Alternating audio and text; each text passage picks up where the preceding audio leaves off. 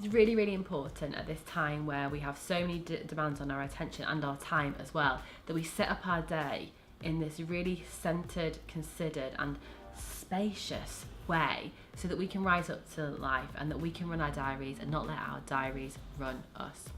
Does somebody order sparkle? Hi, it's Lucy Sheridan, the comparison coach, here with my second Christmas flavoured video, because my goodness, do we all need a little bit of support at this time of year. Today's video is going to be focused about how to stay calm and remain calm and bring in calm over the festive season. My goodness, your diary is probably looking like you've got absolutely no room in it. You're seeing people you haven't seen in ages. Hard deadlines are still in place, and it's really, really difficult to manage how we show up at this time of year. That's why it's never been more important to be in your power throughout this period, rather than feeling like you've given it all away and that the world and other people's agendas are running you. It just feels so horrible at this time of year if you're not feeling on top of things, in control, and like you're the one leading from the back, allowing you to be almost like a dolphin's fin through the water. So some advice then on staying calm this Christmas. I'm not necessarily going to go into making lists and planning things and timing things, going around the next time like you're about to cook a turkey. I'm not going to go into that. I'm going to start with some more essential advice for you, and that is about starting your day right. So this time of year feels like it's the opposite of calm. It can feel very frenzied, it can feel pressurized, and even if we're not even at parties, we're on the way places, we're being stuck in traffic, we're sitting and waiting for our Amazon delivery so we can get our dad's Christmas present, etc, etc. There's a lot of different demands on our time, which is why setting up your day right in a way that calls in all your power and allows you to rise up to the day is so very important. So here's what I'm going to invite you to do. Every morning when you wake up, it's about taking 10 minutes for yourself. I'm not going to ask you to sit on a meditation pillow or chant or anything like that, although if you want to, go for it, because that stuff works too. But I'm going to invite you to grab your phone or grab your computer and put on a Spotify playlist, which, would you believe it, is spa music. It is the most relaxing music you will ever hear. I'm going to invite you to start your day by putting on that music, and you might still be in your gym jams, or you might be downstairs with a cup of tea ready for the day, but no checking of electronic devices, taking this time just for yourself in this first 10 minutes of the day. Put on some spa music, get a notepad and pen, and journal on the day you want to have.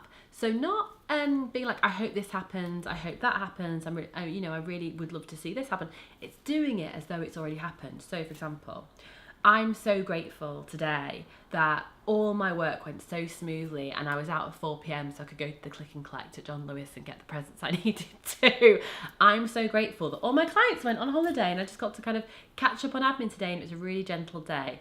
I'm so grateful for that my family were on time for this dinner reservation that I've been stressing about so much for the last few months or so. And really play out the day you would want to have, and saying thank you in advance, because we know we love to celebrate early and celebrate often if you've seen my other videos. You can do that for say like 2 or 3 minutes. Maybe set an alarm on your alarm timer, on your phone, like I do, for 3 minutes, and do that journaling. Next, again, not checking electronic devices, really being in the moment. Just have a think about the people that you're going to see in that day and send them love. And even if things have been tense, even if there have been conversations and crosswords exchanged, send them love in that moment to transmute the stress that goes with that can bring so much negativity to our days, especially at this time of year, which is so very busy.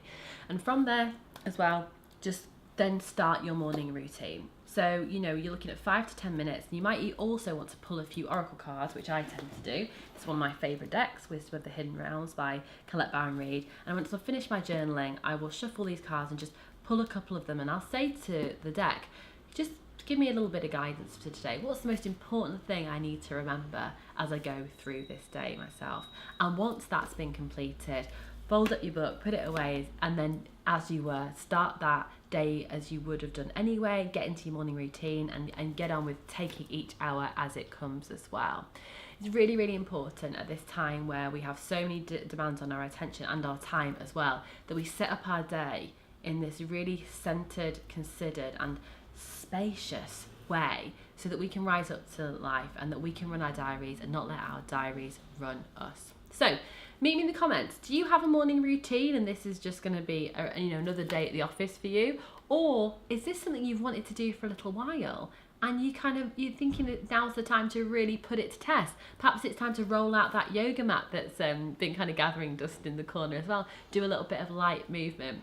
Meet me in the comments and let me know how you're feeling right now about the encroaching kind of festive period, or how we're feeling about being in this festive period. And as always, let's continue the conversation there. Thanks so much for watching, and see you next time.